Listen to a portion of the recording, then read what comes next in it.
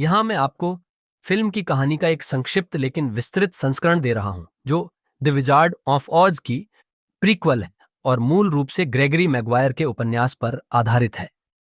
ये फिल्म दो मुख्य किरदारों एल्फाबा और ग्लिंडा की दोस्ती और उनके जीवन की यात्रा को दर्शाती है।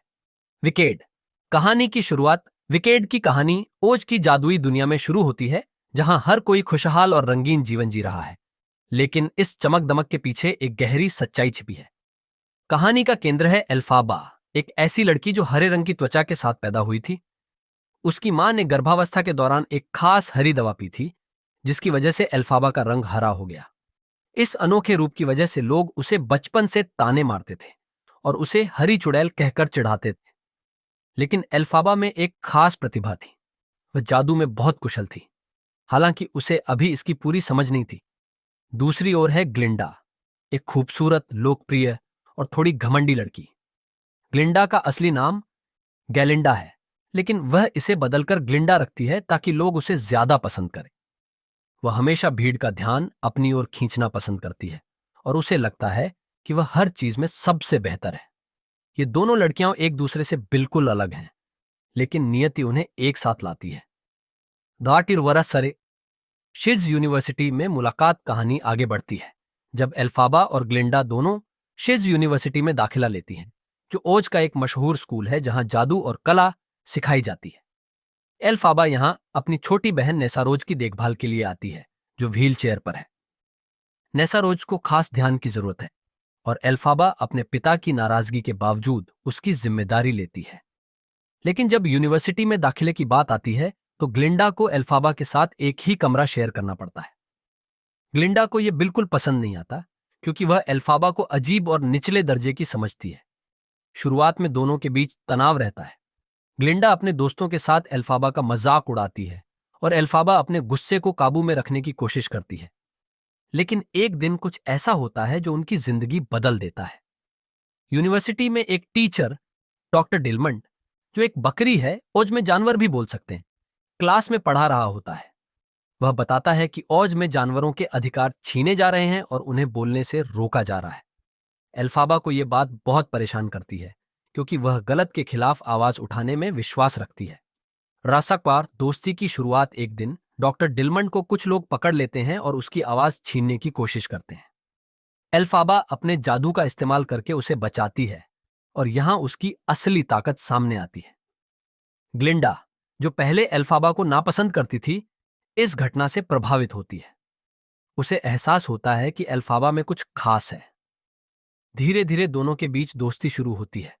ग्लिंडा एल्फाबा को सिखाती है कि वह अपने हरे रंग को छिपाने की बजाय इसे गर्व से अपनाए, और एल्फाबा ग्लिंडा को सिखाती है कि जिंदगी में सिर्फ लोकप्रियता ही सब कुछ नहीं होती।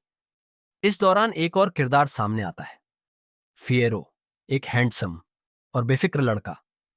फिएरो को ग्लिंडा पसंद करती है, लेकिन वह एल्फाबा की ओर भी आकर्षित होता है। ये प्रेम त्रिकोण दोनों लड़कियों की दोस्ती को थोड़ा प्रभावित करता है, लेकिन उनकी दोस्ती अभी भी मजबूत रहती है।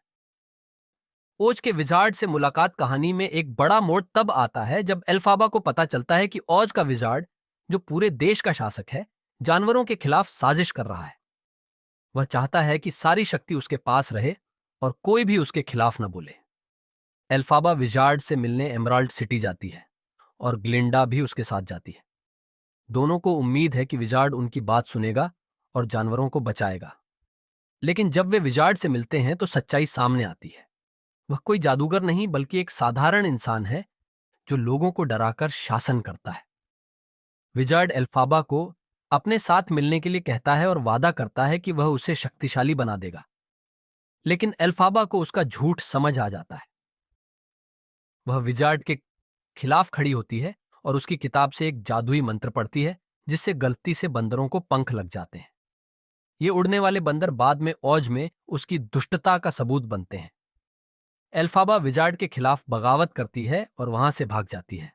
विजार्ड उसे wicked witch of the west, पश्चिम की दुष्ट चुड़ैल, घोषित कर देता है और पूरे ओज में उसकी बदनामी फैला देता है। या कील वर्जी दोस्ती का अंत और नया रास्ता ग्लिंडा इस बगावत में एल्फाबा का साथ नहीं देती। वह विजार्ड के साथ रहना चुनती है, क्योंकि उसे लगता है कि इससे वह औज में एक अच्छी जिंदगी जी सकती है। यहां दोनों की दोस्ती टूट जाती है। एल्फाबा अब अकेली है, लेकिन वह हार नहीं मानती। वह औज के लोगों को सच दिखाने और जानवरों के अधिकारों के लिए लड़ने का फैसला करती है। दूसरी ओर ग्लिंडा ग्लिंडा द गुड बन जाती है और विजार्ड की मदद से लोगों के बीच लोकप्रिय हो जाती है। फिल्म का अंत एक भावुक नोट पर होता है। एल्फाबा को लोग दुष्ट समझते हैं, लेकिन असल में वह एक नायिका है जो सही के लिए लड़ रही है। ग्लिंडा और एल्फाबा की राहें अलग हो जाती हैं, लेकिन उनकी दोस्ती की यादें हमेशा उनके साथ रहती हैं।